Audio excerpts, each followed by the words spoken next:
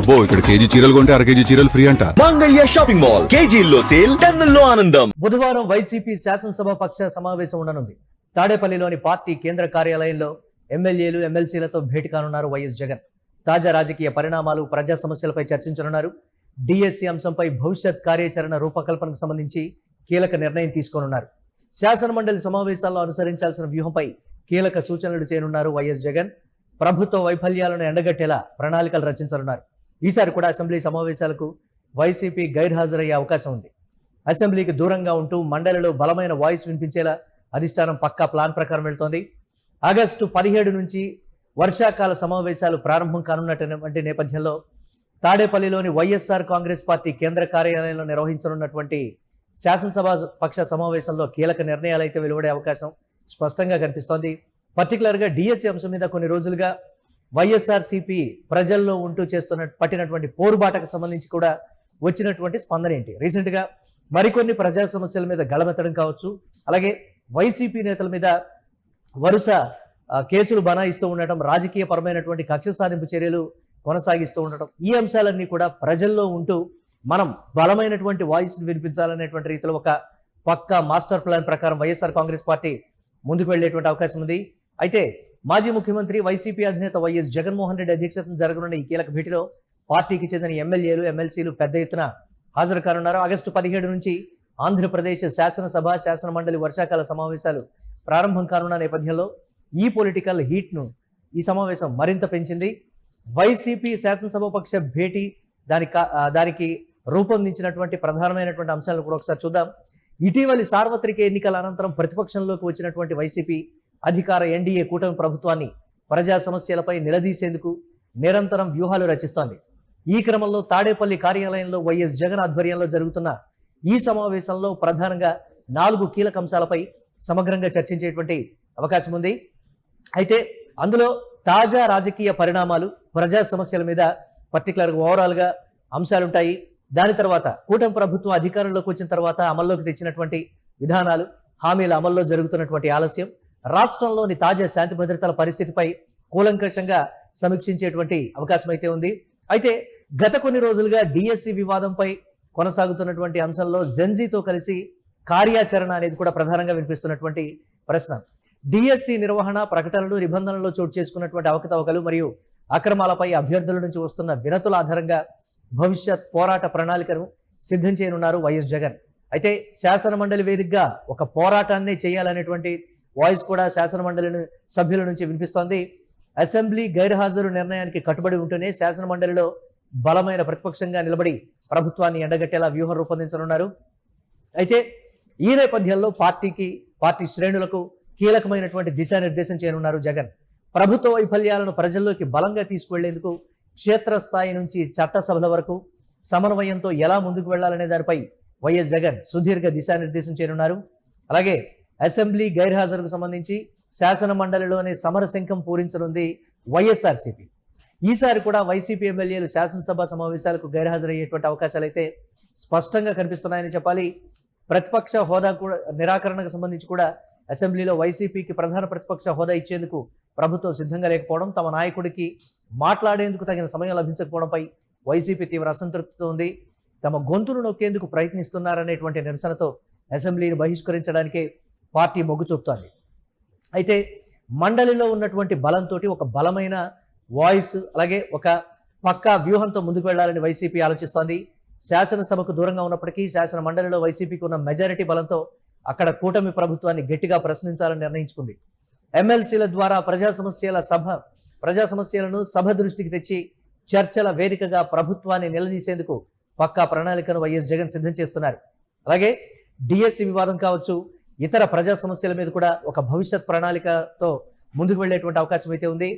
కూటమి ప్రభుత్వం విడుదల చేసినటువంటి డిఎస్సి నోటిఫికేషన్, పోస్టుల కేటాయింపు, పరీక్షల నిర్వహణలో చోటు చేసుకున్నటువంటి లోపాలపై నిరుద్యోగులు, ఉపాధ్యాయ అభ్యర్థుల్లో వ్యక్తమవుతున్నటువంటి అసంతృప్తిని ఆసరాగా చేసుకొని ప్రభుత్వంపై ఒత్తిడి పెంచాలని వైసీపీ అయితే ఒక కీలక నిర్ణయం తీసుకున్నట్లుగా కూడా తెలుస్తోంది.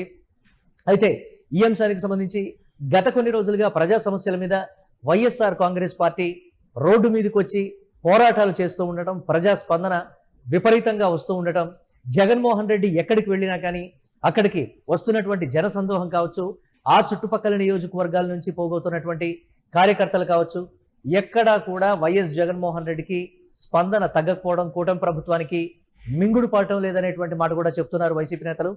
పర్టికులర్గా ప్రజా సమస్యల మీద చట్టసభలతో పాటు వీధుల్లోని ఉపాధ్యాయ అభ్యర్థుల తరపున ఆందోళనలు చేపట్టడం అనేది ఒక వ్యూహం ప్రకారమే వెళ్ళాలనేటువంటి మాట కూడా మాట్లాడుతున్నారు. పర్టికులర్గా నిరుద్యోగ యువతని వైఎస్ఆర్ కాంగ్రెస్ పార్టీతో కలిసి నడిచేలా ఒక మాస్టర్ ప్లాన్ అయితే సిద్ధం చేసినట్టుగా తెలుస్తోంది. అందులో భాగంగానే జెన్జీ యువతకు సంబంధించి కూడా మీకు కూటమి ప్రభుత్వం ద్వారా దక్కింది ఏంటి, ఇది పర్టికులర్గా జెన్జీ యువత కావచ్చు, నిరుద్యోగులు కావచ్చు, విద్యా ప్రమాణాల విషయంలో కావచ్చు, లేకపోతే ప్రకటనల విషయంలో కావచ్చు, దీనికి సంబంధించినటువంటి లోటుపాట్లు కానీ ఇతరత్ర అన్ని అంశాల మీద ప్రజల్లో ఉంటూ మనం ఏ స్థాయిలో పోరాటం చేయాలి, దానికి జగన్మోహన్ రెడ్డి ఒక కీలక నిర్ణయం తీసుకుని పార్టీ శ్రేణులకైతే రేపు జరగబోయేటువంటి అంటే బుధవారం జరగబోయేటువంటి శాసనసభ పక్ష సమావేశంలో ఒక కీలక నిర్ణయం తీసుకొని ముందడుగు వేసేటువంటి అవకాశం అయితే పర్టికులర్గా కనిపిస్తోంది. అలాగే ప్రతి జిల్లా స్థాయిలో డిఎస్సి అభ్యర్థుల సమస్యలపై ధర్నాలు, వినతిపత్రాల సమర్పణ కార్యక్రమాలు నిర్వహించడం ద్వారా కూడా ప్రజల్లోకి బలంగా వెళ్లేటువంటి పరిస్థితిని వైఎస్ఆర్సీపీ క్రియేట్ చేస్తోంది. అలాగే ప్రభుత్వ హామీలపై కూటమి ప్రభుత్వాన్ని మనం నిలదీయాలనేటువంటి మరొక అంశంతో కూడా ముందుకు వెళ్తోంది. సూపర్ 6 హామీల అమలు తీరు కావచ్చు, సంక్షేమ పథకాల కోత, నిత్యావసరాల ధరలు తదితర అంశాలపై నిలదీసేందుకు ఎమ్మెల్సీలకు ప్రత్యేక అంశాలకు సంబంధించి వారికి బ్రీఫ్ ఇవ్వనున్నారు. రాజకీయ ప్రాధాన్యత, భవిష్యత్ కార్యాచరణ కావచ్చు, దాని మీద పార్టీకి ఎలాంటి ఇంపాక్ట్ ఉండబోతోంది అంటే ఇప్పటి నుంచే భవిష్యత్ కార్యాచరణను మనం నిర్ణయించుకొని రాబోయే ఎన్నికల నాటికి ప్రతి సమస్యకు సంబంధించి కూడా మనం ప్రజల్లో ఉంటూ అన్ని నియోజకవర్గాల్లో కూడా ఉండాలనేటువంటి మాట పర్టికులర్గా ఆగస్టు 17 నుంచి అసెంబ్లీ మండలి వర్షాకాల సమావేశాలు ప్రారంభం కానున్నటువంటి నేపథ్యంలో ఈ భేటీ ద్వారా వైసీపీ తన తదుపరి రాజకీయ దిశనైతే మార్చుకునేటువంటి అవకాశం ఉంది. చట్టసభలకు సభా ప్రాంగణం బయట జనం మధ్య ఉండటంతో పాటు శాసన మండలి వేదికగా విపక్ష శ్వాసను గట్టిగా వినిపించడం ద్వారా అధికార పక్షంపై సభా వేదికగా మానసిక రాజకీయ ఒత్తిడి పెంచడమే వైఎస్ జగన్ లక్ష్యంగా కనిపిస్తోంది. ప్రతి అంశాన్ని మనం ప్రజల్లోకి ఎలా తీసుకొని వెళ్ళాలి, అది ప్రజల నుంచి వచ్చేటువంటి స్పందనగా మనం ఏ విధంగా దాన్ని మలుచుకోవాలనే దానికి సంబంధించి కూడా ఒక దిశానిర్దేశం అయితే చేయనున్నారు.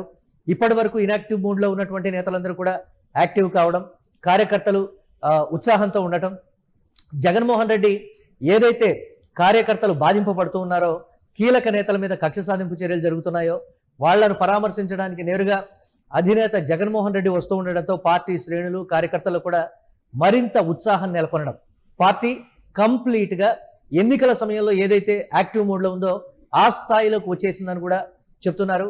ప్రధానంగా ప్రజల్లో ఉంటూ కూటమి ప్రభుత్వాన్ని ప్రతి అంశం మీద నిలదీసేటువంటి ధోరణిని ప్రతి కీలక నాయకుడు కూడా అలవర్చుకోవాలి, ఇది పర్టికులర్గా చెప్పినటువంటి మాట.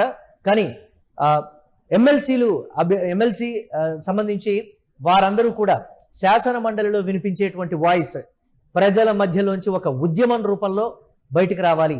మనం కూటమి ప్రభుత్వాన్ని ప్రశ్నించేటప్పుడు అటువైపు నుంచి సమాధానం లేకుండా ఉండేటువంటి ప్రశ్నలు మీరు అడగాలి. ఇచ్చినటువంటి హామీలు ఏంటి, నిరుద్యోగుల విషయం ఏంటి, విద్య వైద్యం విషయంలో మీరు చేస్తున్నది ఏంటి, పర్టికులర్గా డిఎస్సి అభ్యర్థుల విషయంలో చోటు చేసుకున్నటువంటి పరిణామాల మీద లోకేష్ రాజీనామా, సిబిఐ విచారణ అనేది పర్టికులర్గా నిరుద్యోగ యువతని ఏ విధంగా మనం టార్గెట్ చేయాలనే దానికి సంబంధించి కూడా ఒక దిశానిర్దేశం అయితే చేరున్నారు. అలాగే పర్టికులర్గా దేశవ్యాప్తంగా ఉన్నటువంటి ప్రభావం జెన్జీ యువత, ఆ జెన్జీ యువతని వైఎస్ఆర్ కాంగ్రెస్ పార్టీ వైపు ఏ విధంగా మలుచుకోవాలి, కూటమి ప్రభుత్వం మీద ఉన్నటువంటి వ్యతిరేకతని మనం జెన్జీ యువత రూపంలో మనం బలంగా ప్రజల్లోకి తీసుకువెళ్లాలనేటువంటి ఒక దిశానిర్దేశం కూడా చేయనున్నారు జగన్మోహన్ రెడ్డి.